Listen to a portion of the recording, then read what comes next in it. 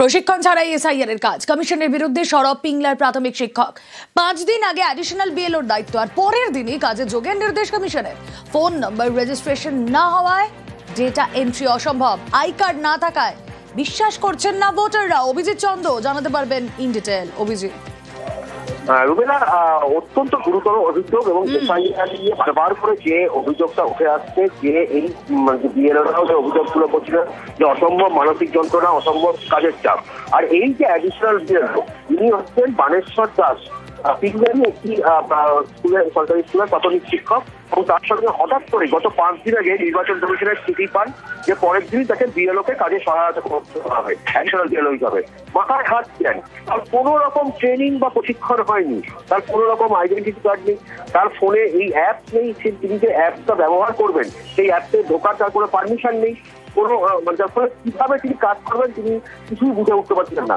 এবং বারবার করে যখন ভোটারদের কাছে তিনি যাচ্ছেন ফর্ম সংগ্রহ করতে, তখন তাকে ভোটাররা বিশ্বাস করছেন না। সেটাও খুব স্বাভাবিক, কারণ তার কাছে কোনো পরিচয়পত্র নেই নির্বাচন কমিশনের।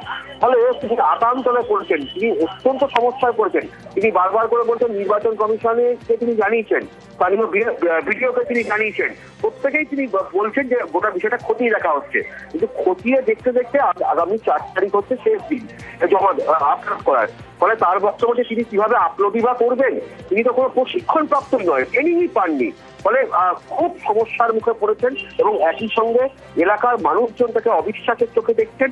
যে কোনো সময় কোনো বড়সড় দুর্ঘটনা ঘটতে পারে, এই আশঙ্কায় রয়েছেন এই additional BLO Baneshwar Das. Rubella. বেশ। হঠাৎ করেই 5 দিন আগে আমার কাছে একটি চিঠি চলে আসে। তো সেই চিঠিতে আমাকে আমার ডেজিগনেশন দেওয়া হয় অ্যাডিশনাল বিএলও। পরের দিনই বিএলওর কাছে আমাকে রিপোর্ট করতে বলা হয় এবং ওনাকে সাহায্য করতে বলা হয়। কিন্তু আমরা কিভাবে সাহায্য করব নিজেই বুঝতে পারছি না, কারণ আমার কাছে কোনো প্রশিক্ষণ নেই। যে অ্যাপটা ওরা দিয়েছে বিএলওকে, সেই অ্যাপ আমি অ্যাক্সেস করতে পারছি না। ফর্মটা আমরা যেখান থেকে আমরা তুলতে যাচ্ছি আমাকে বিশ্বাসও করছে না, কারণ দিয়েছে একজন ফর্ম, এবার আমি আনতে গেলে ওরা আমাকে বিশ্বাসও করতে চাইছে না।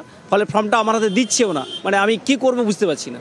কোনো আইডেন্টি কার্ডও আমাকে দেওয়া হয়। কমিশনকে জানিয়েছি, আমি বিডিও সাহেবের কাছে রিপোর্টও করেছি যে স্যার আপনারা আমাদের কোনো প্রশিক্ষণ দিচ্ছেন না।